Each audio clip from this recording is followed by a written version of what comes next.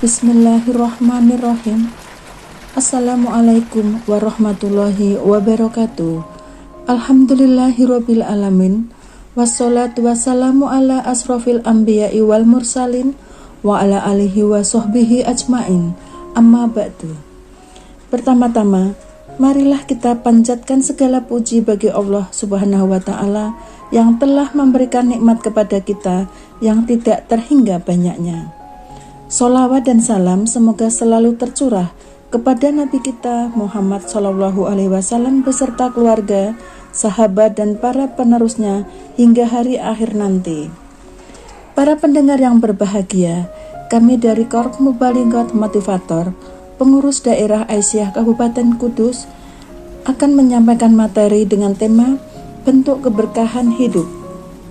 Semua orang tentu saja ingin memperoleh keberkahan.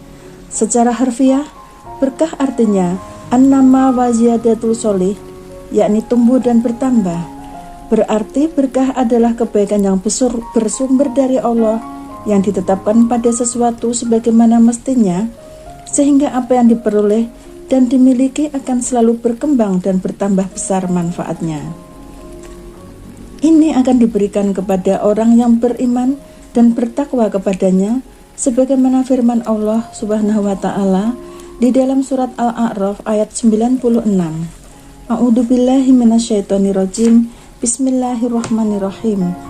Walau anna ahlal qura amanu wattaqaw la fatahna 'alaihim barakatim minas sama'i wal ardi walakin kadzabu fa akhadnahum bima kanu yaksibun, yang artinya, dan sekiranya penduduk negeri beriman dan bertakwa, pasti kami akan melimpahkan kepada mereka berkah dari langit dan dari bumi.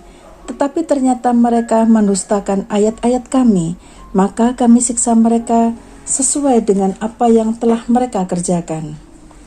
Para pendengar yang budiman, secara umum, keberkahan yang diberikan Allah kepada orang-orang beriman bisa kita bagi menjadi 3 bentuknya. Pertama, berkah dalam keturunan. Berkah dalam keturunan, yakni dengan lahirnya generasi yang solih, generasi yang kuat imannya, luas ilmunya, dan banyak amal salihnya, sebagaimana yang diterangkan dalam firman Allah di dalam surat Hud ayat 71-73, yang artinya, dan istrinya berdiri lalu dia tersenyum, maka kami sampaikan kepadanya kabar gembira tentang kelahiran Ishak, dan setelah Ishak akan lahir Yakub.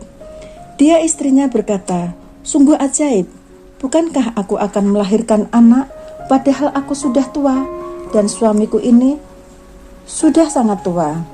Ini benar-benar ajaib. Mereka para malaikat berkata, mengapa engkau merasa heran dengan ketetapan Allah? Itu adalah rahmat dan berkah Allah dicurahkan kepada kamu, wahai ahlul bait. Sesungguhnya Allah maha terpuji, maha pengasih. Yang kedua, berkah dalam makanan. Makanan yang halal dan thayyib merupakan sesuatu keberkahan. Ibnu Katsir menjelaskan bahwa keberkahan dari langit dan bumi, sebagaimana yang disebutkan dalam firman Allah di dalam surat Al-A'raf ayat 96 di atas, adalah rezeki, yang diantara rezeki itu adalah makanan. Allah Subhanahu wa taala berfirman di dalam surat Al-Maidah ayat 88, A'udzubillahi minasyaitonirrajim. Bismillahirrahmanirrahim.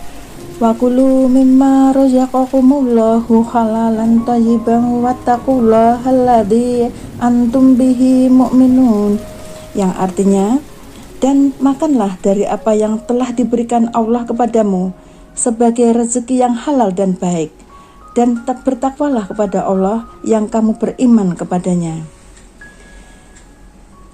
Pendengar yang berbahagia, yang ketiga adalah berkah dalam waktu. Waktu yang tersedia dan dimanfaatkannya untuk kebaikan merupakan suatu keberkahan dan yang menghindarkan dirinya dari kerugian. Allah Subhanahu wa taala berfirman dalam surat Al-Asr ayat 1-3, A'udzubillahi minasyaitonirrajim. Bismillahirrahmanirrahim. Wal asri innal insana lafi khusrin illal ladzina amanu wa amilus solihati wa tawasaw bil haqqi wa tawasaw bis sabr. Yang artinya, demi masa, sesungguhnya manusia itu berada di dalam kerugian, kecuali orang-orang beriman dan mengerjakan amal saleh, serta saling menasehati untuk kebenaran dan saling menasehati untuk kesabaran.